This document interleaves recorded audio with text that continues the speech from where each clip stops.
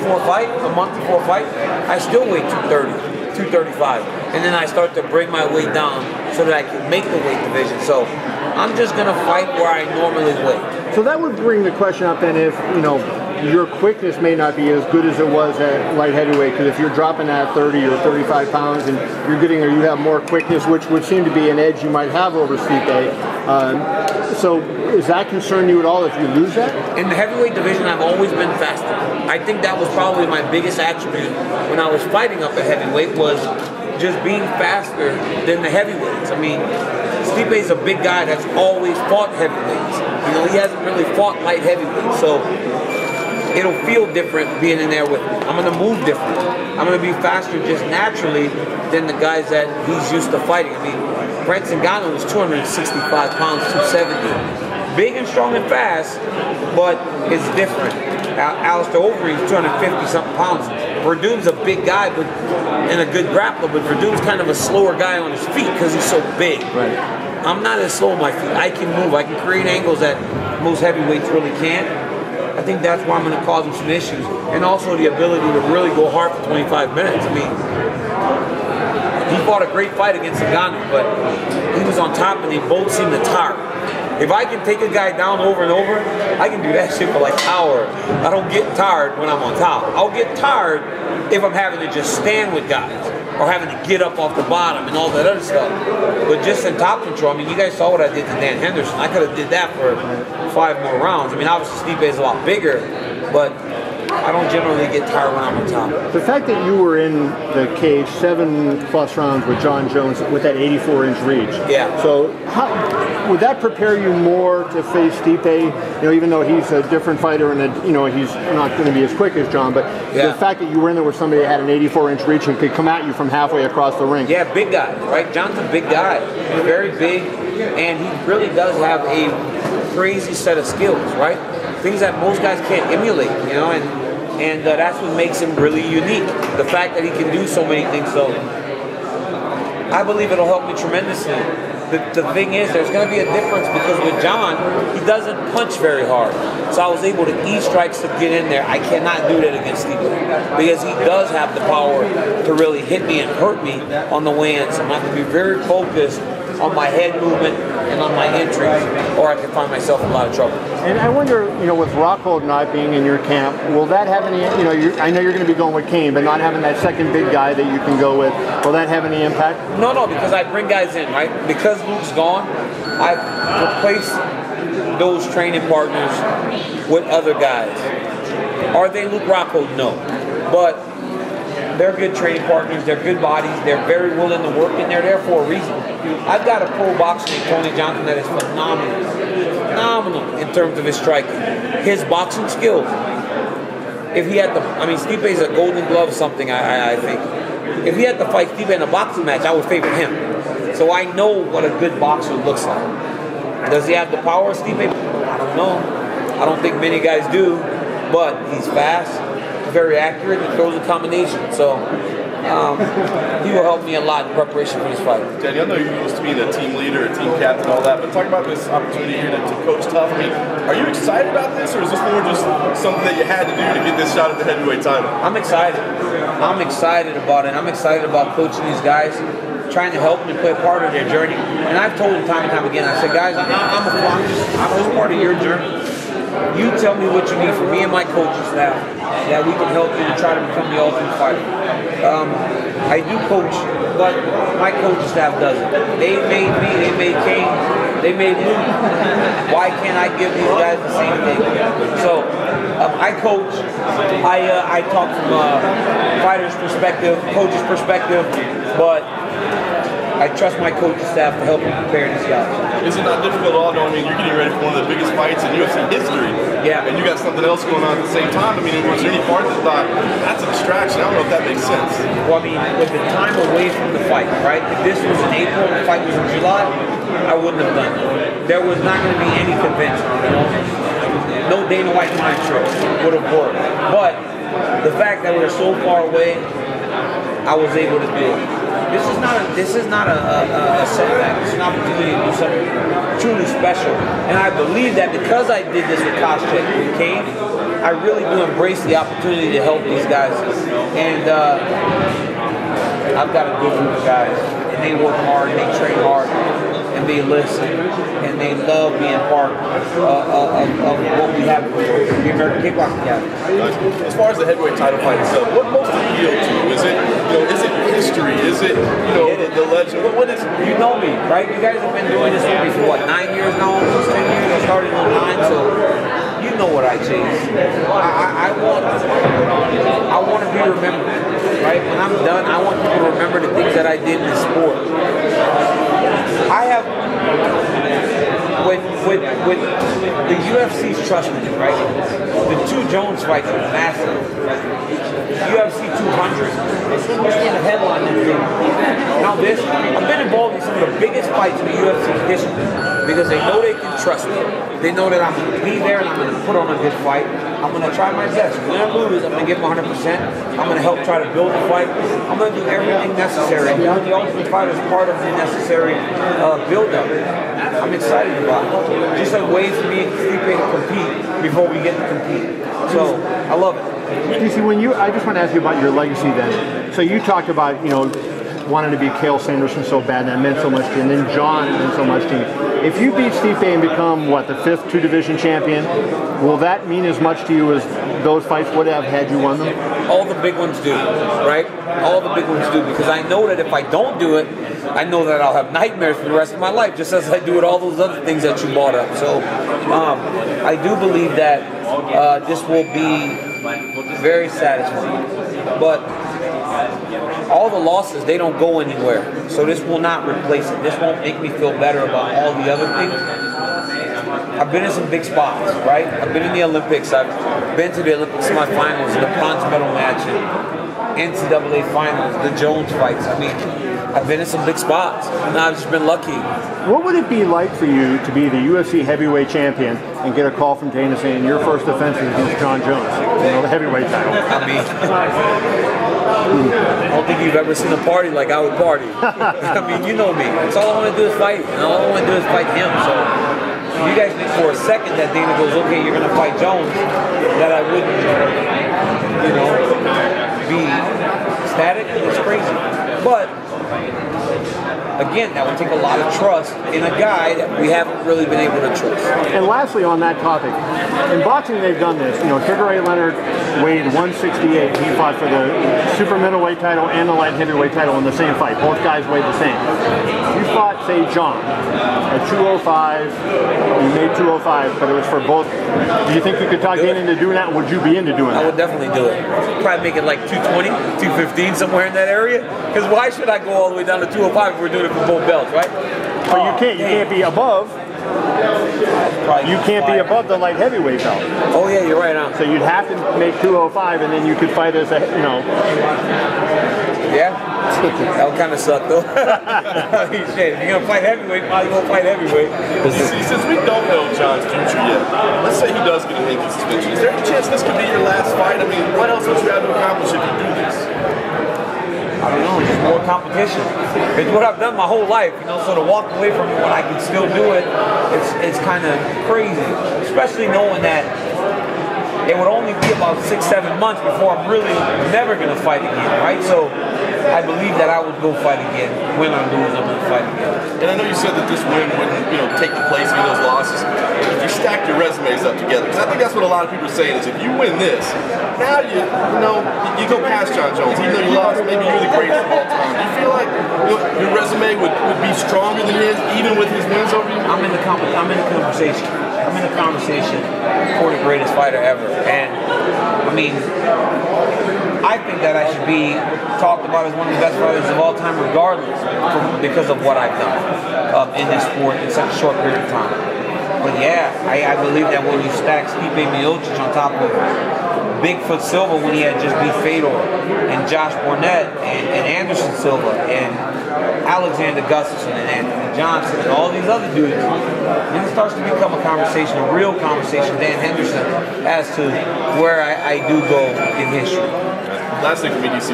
What's your plan on fight weight? Do you have that marked out yet? Is it going to take any change in how you approach things? I'm going to be 230, 235. That'll be about 10 pounds lighter than my opponent. The only thing that's going to change, I'm going to do a lot more weightlifting. And the meals that Tyler Minton feeds me are not going to be so sparse. I'm not going to be eating. Hey Tyler, can I have a little bit more? Hey, you remember that movie when the kid walks up with his bowl and he's like, "Can I have more?" What's that Christmas movie? The kid's like, Oliver Twist. Oliver Twist, hey, more, please. No, I'm not gonna have to be like Oliver Twist. I can just be like, "Hey, load that plate up, big boy. Just eating the heavyweight." Should we replay this interview when you show up on weigh-in and you weigh 245? You know what Dana asked me? I go, "How much?" He goes, "You look like you still haven't put on that much weight." I go, "I haven't, not yet." He goes, I go, "What do you think I'm going to weigh for the fight?" He goes, 265 after you cut 3 pounds. I'm like, "You're out of your mind." He's like, "You're going to cut weight." He's like, "Give me 265 after you cut weight." I was like, "Come on, dude." But yeah, about 230, 235. I mean, my last heavyweight fight, I fought Roy Nelson at 225. So, probably try to be in that area.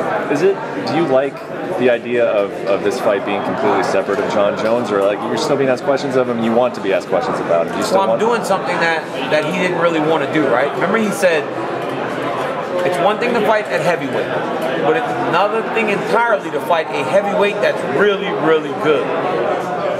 I'm fighting the best one, right? So not only am I going up, I'm fighting the best one. So people are going to ask, but the idea that I'm doing something that he wasn't really willing to do is probably what's more satisfying. Is there also something satisfying about the sport? The sport of mixed martial arts seems very excited about this fight. Yeah. And in the meantime, like your light heavyweight title reign when he was out, people were excited about that as well. But it was always kind of like, when is Jon going to come back so they can fight again? This one seems completely different. Because people are kind of like moving past him a little bit, right? They're like, oh, nobody's saying, well, oh man, this fight belongs to Jon Jones, right? They're not saying stuff like that. They're just like, wow, we're excited about these two dudes fighting, especially after the way we fought at UFC 220, right? Couldn't have worked any better. Both fight the same night, and then a week later it gets announced that we're fighting each other. It's crazy, man. It doesn't usually work out that perfect. And there was a story out that you called Stipe. I did. Before taking the fight. Can you talk about that? I respect him. I got to go to Cleveland and talk to him, and I told him, I said, I don't really want to fight heavyweight. I don't want to fight these big guys. And then when they called me, I go, hey, because I wanted us to get on the same page in terms of trying to negotiate the best deal possible for both of us. Why did you feel like that was important? Because I believe as a collective, we're stronger, right? We are stronger together. Because it's a fight that they want, they're going to make it happen. But if he's saying one thing and I'm saying another thing, it may be in jeopardy. But if we're firm in our stance and it's a big deal, we can try to get what's fair, and that's what we decided to do. So I called him because of that and said, hey, listen, bud, I'm not fighting you for 500 grand. I'm not fighting you for, the Jones fight first, because that's a light heavyweight. But for another number, I am fighting. I go, let's try to make that happen. His wife's like, yes. I was like, okay, let's do it. Is that inherent of a problem in the sport? The two champions have to call each other to negotiate a price first, or is that just how business works? I think that's business. I mean, hey, my coaches get paid fair, but they don't get overpaid, because I know that I want my coaches to stay hungry to get better, so that the more that I make, the more that they're going to make, right? We all make this together. But if everybody's too comfortable, it can become a problem. So I don't starve them, but I'll make them work. I don't starve them, but I feed them like Tyler. Let's just put it like that. Like, I feed them like Tyler feed me. And I've even told those guys, I go, hey, when the getting's done, right? When this whole thing's done, you got something big coming to you. But for the time being, we're going to make money together. But when I walk away and there are no more checks, you're going to get a big check. A thank you for all your hard work. But let's do it at the end of it. We were talking about all the big fights that you've been in. Where will, when this is all said and done, where will this payday rank in terms of those other ones? At the very top. This will be the number one. And I've done well. Jones and I did big business. But I believe this one will be at the very top. Because I believe people are excited. It's a big fight weekend, and it's going to be a big fight card. So you can't help but be excited about two champions fighting, especially the two heaviest champions. Only Conor McGregor's been the champ. Who else? I get a chance now. Who else is going to be on the card? You mentioned it's going to be a stacked card. Can you tell us who's on the? I don't know the yet. rest of the card. You want me to tell you who I wish was on the card? Sure. Next Holloway's fighting in March, so whoever wins between him and Frankie Edgar, throw them on there. We might want to sprinkle on a little bit of Conor McGregor. Maybe Francis Ngannou should fight again because people get excited about him. How about putting Cyborg and Nunes? Put DJ and TJ on there. I say we just do what UFC 200 was like, because that was fun. Yeah. Just stack it all the way up, and let's not worry about whatever comes next. This number you and Stipe agreed to, was it, you know, how was it received by the UFC? Was it a slam dunk, or did they have to push back? The UFC is very good about anything. Usually we ask for it. I mean, honestly, like, there are a lot of stories out there where it seems as though the guys aren't getting treated fairly. The UFC is very fair to us. They've been very fair to me in everything. In my TV contracts, in my fight contracts, in my sponsorships, they've been very fair to me across the board. And I believe that because I have been stable, right? I have been consistent, and I have been there when they needed me. The Ultimate Fighter component of this, is it between the pod, for the timing of it, to build a fight? Why the Ultimate Fighter to build up to the fight? It's a huge deal, man. It's a big opportunity for us as coaches to help these guys, right? And Stipe and I are both guys that do enjoy helping out, and I'm excited about playing a part in it. Was that something that UFC brought up to you guys, and you just thought, hey, great idea, let's do it? Let's have you guys coach the Ultimate Fighter and fight. You know, I thought, you know what? It makes a lot of sense. Yeah, and you know, a lot of the times when people watch The Ultimate Fighter, part of it is watching the coaches, you know, kind of go back and forth. What do you think your dynamic would be with Stipe during the season? You'll see competition. The rivalries will come through the athletes, and I think that's a huge positive, because you know what the reality of this thing is, of this show? It's about these young men. It's not about me and Stipe. It should not have been about Chael and Vanderlei. It's about these guys that are trying to change their lives. And I think because there isn't any of that bad blood, it'll allow for the focus to be where it's supposed to be during this fight show. So past seasons, we've seen people struggle with weight.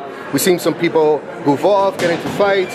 From your past experiences, is there something, a lesson that you're bringing from the beginning to these guys, you know, based on what you've seen in the past? I just talked about professionalism. Not only taking this as an opportunity to become the Ultimate Fighter, but if God forbid something goes wrong, and it will, because only one guy can win each division, you stay focused. You take this for what it is. You get an opportunity to train 6 weeks with guys from the American Kickboxing Academy, right? Take that from it. So when you lose, don't look at it like, oh man, I only wanted to win. Look at it as, you know what? I'm still going to hit my pads. I'm going to pick Javier Mendez's brain. I'm going to talk to Cain Velasquez. I'm going to be with Leandro Vera. I'm going to take this for what it is and get better every day that I'm in here. And that's been the theme. Let's go ahead. You're a team, but no one guy can win, right? Help each other get there, and don't forget that if you lose a fight. And you have a lot of time to think about this fight and prepare for it, but early on, your early thoughts on it, how do you visualize this playing out the day of the fight? I believe that I can go out and dominate this fight. I really do. I think I can win every fight I'm in, but I see no reason things have to change because he's up at heavyweight. I've never been afraid of a fight, and again, styles make fights, and I believe stylistically, Stipe and I match up well. With John Jones, since all the disappointment with that opened in another way, it opened the door for other things to happen for you. This would have probably happened. I had to build myself back after those losses. I mean, like I said last July, I was at my lowest point ever, and I was at my lowest point ever. So I had to build myself back, because if I would have went and lost to Volkan Ozdemir, it still wouldn't have happened. So again, me being consistent, me being there, and me doing all the things that I've done is why I'm in this opportunity. You talked about everything falling into place at UFC 220. Was there talk at all before that happened that, hey, if you guys both win, it's going to happen? Never. I never heard it. It was just brought up that night. He looked at the fight and said, wow, Daniel, you fought pretty good. I think that'd be an interesting fight. So he told me. Thing is with Dana though, like when he says something, it becomes reality. And that's, I think, what happened to us. He said it, the fan interest was like, oh my God, yes. And then he was like, you know what, I think I need to make this happen. And that's what he did. How'd you deal with the Saints loss? It was the worst day.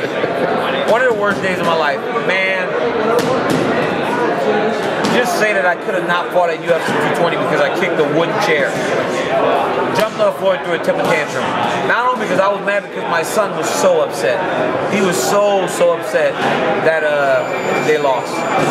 I'm a Bills fan. I had to deal with the Music City Miracle, so I kind of understand. You've been there before. Sucks, man. Does the fight get made if Ngannou wins? Or did it have to do with two long-standing champions? I think two long-standing champions makes it more exciting, right? Francis Ngannou was exciting, and he still got a long career ahead of him. But they call me the way they called me about fighting Francis. Yeah, the fight would have happened. I know I say a lot of things, but trust me, I'm not afraid of Francis Ngannou or Stipe Miocic. I don't think for a second you guys believe me. Fans may have, but I'm not afraid of anybody. I say a lot of things, a lot of it's tongue-in-cheek, but yeah, the Ngannou fight would have been made too. You still get to go back and do UFC tonight, or do you have to take a hiatus from everything, even your wrestling classes with the kids? No. As soon as this is done, I go back home and start preparing my kids for my state title, the state championships. I go back to UFC tonight as soon as the film is done. I'm going to work for a few, probably about a month and a half, and then go into training camp, 10 to 12 weeks. Nothing's changing. I mean, while you're a coach, though. While you're a coach for 6 weeks. Yeah, I'm off. I'm off from UFC tonight. Yeah, I can't go back. I can't coach my kids. I am going to Louisiana for Mardi Gras. My hometown parade is putting me on a float and doing the whole champion thing, so I am going to have to do that. Luckily, the guys can't see this because I haven't told them yet. I haven't had the heart. I got to tell them that I'm going to be gone for a few days, but it's very good to be recognized in my hometown. Look what I did to these dudes yesterday. These guys, they don't have TV or anything. So I go, can you guys like watch TV? They're like, no, just the fights. I said, so you don't know any like current events? They're like, no. I said, can I tell you? And they go, yeah. I go, yo, LeBron James got traded.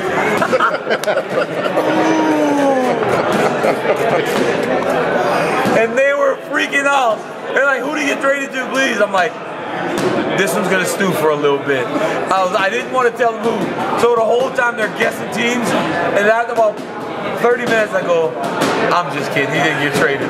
They were so mad because like, man, I wanted to listen to my first mind and not believe you, but I did. Sometimes they get a pass. Can you get them to at least watch the Super Bowl maybe? I can get them a pass. They're not as tight on it as they used to be, so I can give the guys a pass. Some coaches in the past have received Escalades and Hummers. Is there a particular car that you would want? And have you negotiated it? Because sometimes the UFC hasn't given them anything either. I haven't thought about what kind of car I would want, but I'm sure I'll get something pretty nice. Who's winning the Super Bowl? I wish they could both lose. Same here. Is there any way for them both to lose? Yeah.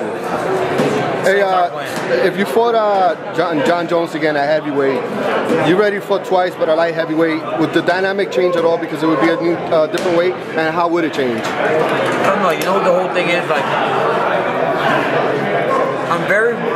I'm within my right to say I'm not sure he would ever try to fight me 100% fair. So, I'd have to figure that out. So Daniel, regardless of what happens with this fight, do you plan on staying on at a heavy, or do you plan on going back down to the fight? Okay. Yeah. So you would just give it up? Give the title up? You would just give the belt up? I believe Cain Velasquez is going to win his next fight, and then he'll be in line for a title shot. I'm not going to fight him, so I'll probably vacate the title. I'm going to steal him, guys. Good.